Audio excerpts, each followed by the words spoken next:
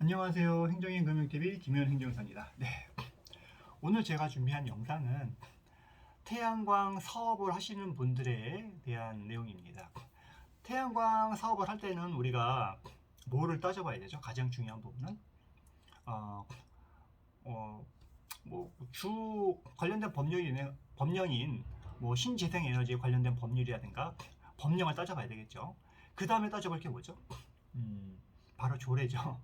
해당 지자체의 조례, 해당 시의 도시개발 이제 조례라든가 이런 것들을 검토해야 되는데, 문제는 일선 지자체에서 태양광 사업을 하는 분들의 발목을 잡는 것들이 바로 이러한 조례에 나와 있는 이격거리에 관한 부분입니다. 이격거리가 일정한 기간 이제 이게 거리가 없으면 지자체에서 허가를 안 내줍니다. 그래서 태양광 사업을 하시는 분들은 조례를 확인하고 이거는 뭐 어떻게 할 수 있는 방법이 없구나 라고 해서 포기하시는 분들이 있는데, 그러지 마시고 방법이 있을 수는 있습니다. 해당 조례가 있다고 해서 그 조례가 적법한 조례일 수는 없습니다. 그래서 항상 내가 적용받는 조례가 적법하게 개정됐는지를 확인해 보시는 게 중요합니다.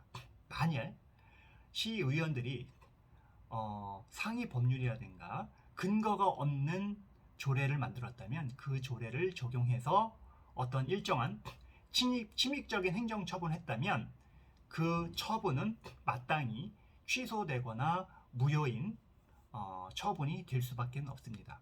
그래서 이런 경우에는 보통 어떤 처분이 있으면 우리가 먼저 생각하는 게 뭐죠? 바로 해당 처분에 대해서 취소를 구하는 행정심판 또는 행정소송을 제기를 합니다. 그렇죠? 그러면 그 법원에서 판사님이나 아니면 행정심판위원회에서 행정심판위원들이 그 처분이 왜 나왔는지에 대해 이유를 검토를 하고 그 처분에 그렇게 나온 근거를 따져보겠죠. 근데 그 근거가 조례다, 해당 지자체의 조례다, 그러면 이 조례 때문에 이런 잘못된 처분이 나왔는데, 그러면 이런 조례가 정말로 제대로 적용됐는지 아닌지를 따져봐야 되는데, 이런 부분은 행정심판위원회나 법원에서 우리가 주장하지 않는 부분을 그냥 판단해 주지 않습니다.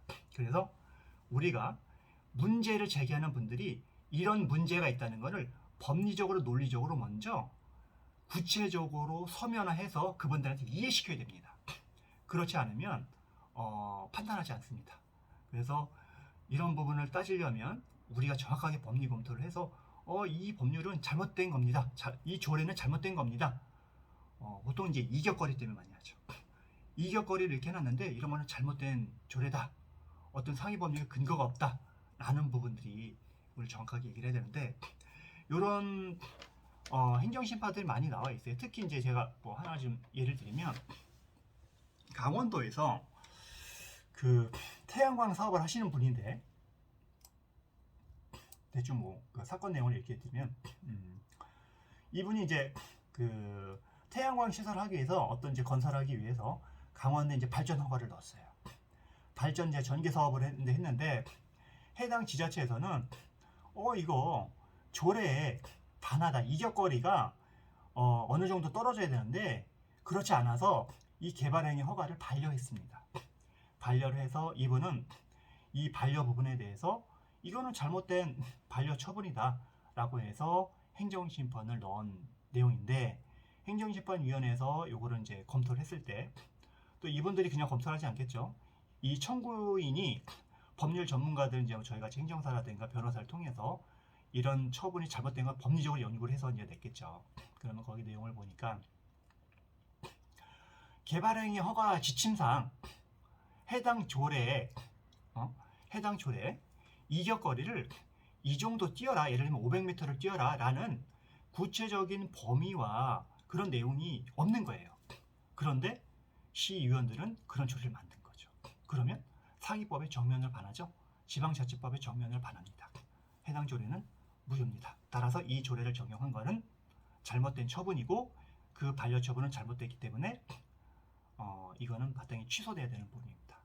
그러면 이렇게 판단을 받으면 해당 시에서는 이 조례를 적용해가지고 인허가를 검토할 수가 없는 겁니다. 이거를 제외해서 하면 이분은 허가를 받겠죠. 뭐 다른 특별한 사유가 없으면 허가를 받을 수 있을 겁니다. 그래서 이런 부분들을 좀 정확하게 따져서 인허가 여부를 좀 검토를 하고 해야 되기 때문에 조례, 굉장히 이 조례가 어떻게 보면은 이제 지역에서 사업을 하시는 분들한테 큰 독소 조항이 될 수도 있고 큰 발목을 잡을 수 있는 요소가 될 수 있습니다. 시의원들이 보통은 정치적인 목적으로 이 조례를 급작스럽게 개정 공포하는 경우가 굉장히 많아요. 잘못됐죠. 이거는 지방자치단체의 자치 입법권을 남용하는 거다. 재량권을 일탁 남용하는 겁니다.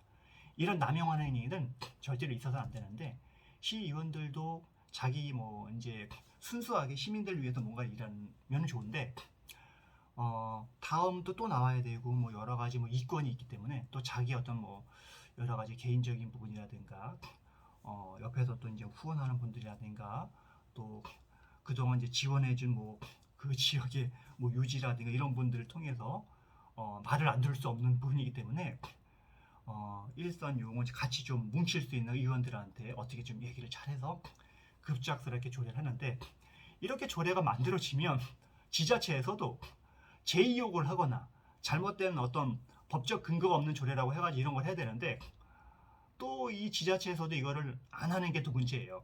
서로 짱짝꿍이 돼가지고 이렇게 조례를 그냥 공포해버리는 게 문제인 거죠. 너무 안타깝고 그래서 태양광 사업을 하시는 분들도 이런 조례 때문에 사업을 못 하시는 분들이 굉장히 많고요. 저한테도 뭐 여러 지역에서 태양광 사업을 하려고 하는데 태양광 사업자뿐만이 아니라 뭐 여러 가지 태양광 뭐 이렇게 하시는 분들이 발전 허가를 받을 때 이런 부분이 항상 문제라고 얘기를 주셔서 저희도 그런 거를 검토를 해서 먼저 조례를 검토를 하고 조례에 대한 어떤 법령 관련된 부분 그래서 행정심판을 통해서 이제 바꾸거나 아니면은 상위기관은 행정감사를 통하거나 공인신고를 통해서 바꾸는 경우가 있습니다. 그래서 이런 부분 좀 신중하게 잘 검토를 하셔서 내가 인허가 사업을 할 때 우리가 인허가 사업도 얼마나 많은 돈을 투자하셨겠어요.